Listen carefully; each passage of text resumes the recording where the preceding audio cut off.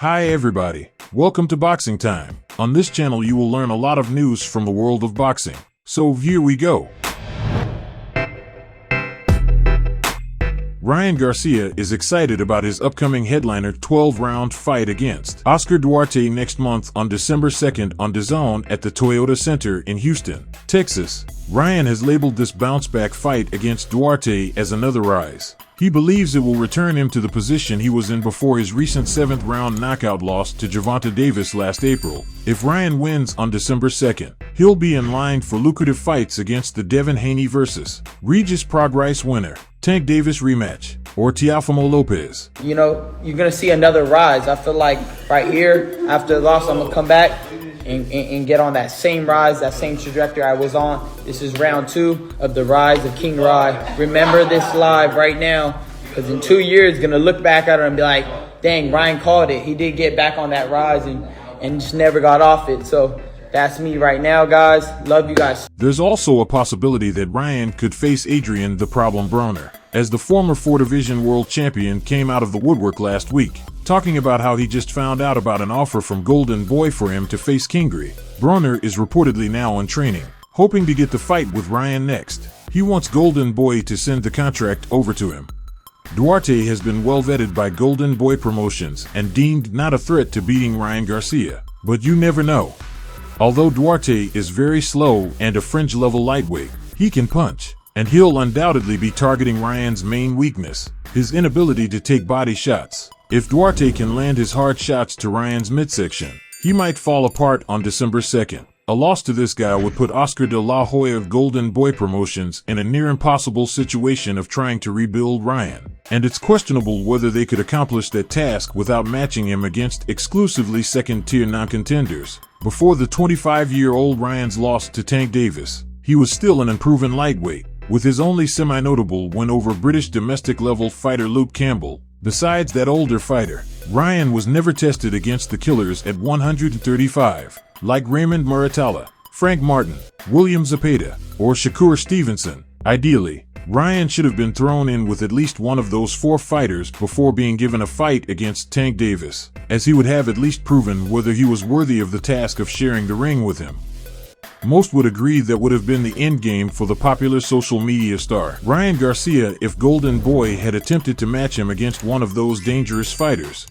For Ryan Garcia to show the fans he's come back, he has to do much better than to beat a fringe lightweight contender like Duarte, as this guy isn't even a 140-pounder. If Ryan wants to prove himself, he's got to fight the murderer's row of the light welterweight division against these killers: Subriel Matias, Devin Haney, Regis Prograis, Gary Antoine Russell, Arnold Barboza, Sandor Martin, and Richardson Hitchens. This writer doesn't count Teofimo Lopez among the super talented fighters at 140, as he's undependable and too shaky mentally with his performances. Remember, the fight is coming on December 2nd.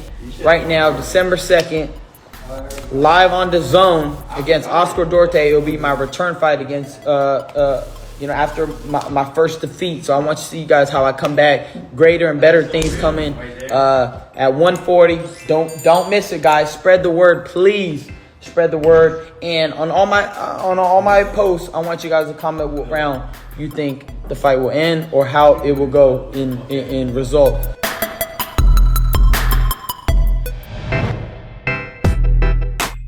WBA light heavyweight champion Dmitry Bivol will be looking to get past what could be his final hurdle against Lyndon Arthur on December 23rd, before potentially fitting for the undisputed 175 pounds championship against the winner of the January 13th fight between IBF, WBC, WBO champ Artur Beterbiev versus Callum Smith. If everything works out right for Bivol, he'll fight the Beterbiev-Smith winner in 2024 in the summer. Bivol Arthur will be fighting on the undercard of Anthony Joshua versus Otto Wallen next month at the Kingdom Arena in Riyadh, Saudi Arabia. Obviously, it's not ideal for Bivol to have his fight buried on the undercard on December 23rd, after headlining 2 big fights in 2022 against Canelo Alvarez and Gilberto Zurdo Ramirez, beating both in one-sided victories. Many times your colleagues from UK ask me about this fighter, what I think about him.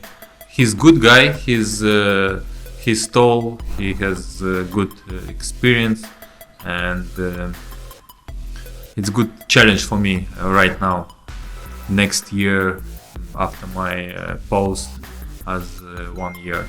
In this case, Bivol's star power doesn't match that of Joshua or former WBC heavyweight champion Deontay Wilder, so he's stuck getting third billing behind those guys. Wilder is fighting former WBO champion Joseph Parker in the co-feature bout, which is a good enough fight to rate being the main event over the fated Joshua, a guy who hasn't looked the same since getting dropped hard by former unified heavyweight champion Vladimir Klitschko in 2017. He has good school at boxing. He's classic and he's tall. If it's in the beginning my career, it will be harder. Now it's fine.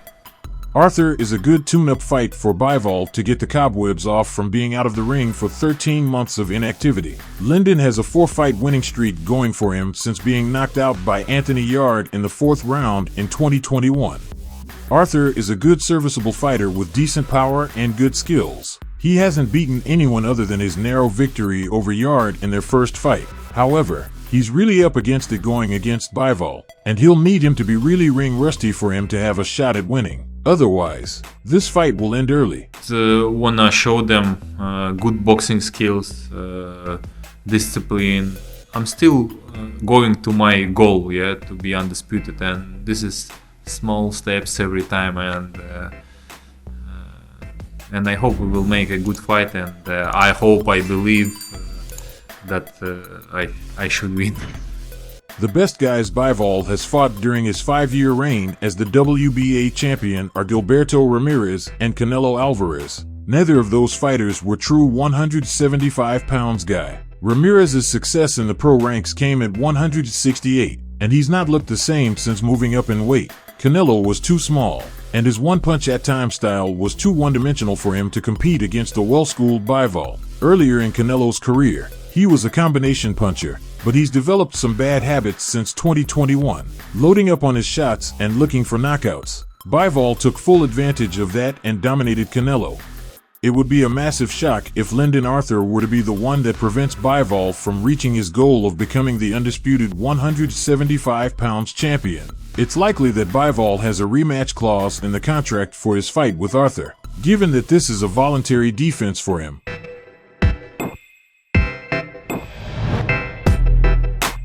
On November 25th, David Benavidez will take on his toughest challenge to date when he faces undefeated 2-time division champion Dmitry Andrade at the Michelob Ultra Arena in Las Vegas, Nevada. Andrade is a slick tactical boxer who knows how to utilize distance and range to make his opponents miss. His opponent's total connect percentage is a low 17.9% CompuBox. Benavidez has struggled against boxers who are agile, elusive, and utilize lateral movement. Former IBF super middleweight champion Caleb Plant was able to successfully box David in the early rounds until ultimately tiring and succumbing to David's pressuring attack. Demetrius Andrade has the skills and ability to outpoint Benavidez, but doing so will pose extremely difficult. As Caleb Plant discovered, David has the stamina to pressure his opponents for the full 12 rounds. Benavidez has the highest total connect percentage in boxing at 38.9% CompuBox because he is relentless in his attack. He punishes his opponents with blistering combinations, breaking them down round by round until, ultimately, they give out. Against Andrade, Benavidez must be smart and use strategic movement, effectively cutting the ring and changing the pace by baiting Andrade to come to him. Demetrius will seek to make this a boxing match. He can only outpoint Benavidez if he connects. If Benavidez simply chases Andrade around the ring, he could fall trapped to fighting Andrade's fight. Benavidez must strategically pressure him, trapping him into corners and placing him against the ropes, then punishing him with blistering combinations. This is only Andrade's second match at 168 pounds. Benavidez could test his chin and put him on the canvas if he timely counters him. Vanes Martirosyan was able to drop Andrade with a left hook back in 2013 at 154 pounds. For Andrade, the big question is, can he at 35 withstand the punishment from Benavidez? And is he agile and elusive enough to outpoint the 26-year-old? Anthony Dirrell, at 34 years of age, found limited success in jabbing David's midsection and then moving out of range. If Demetrius can effectively employ this strategy along with utilizing angles and lateral movement, he could potentially outpoint Benavidez. Subscribe. Please like and comment. This is very important for the development of the channel. See you later.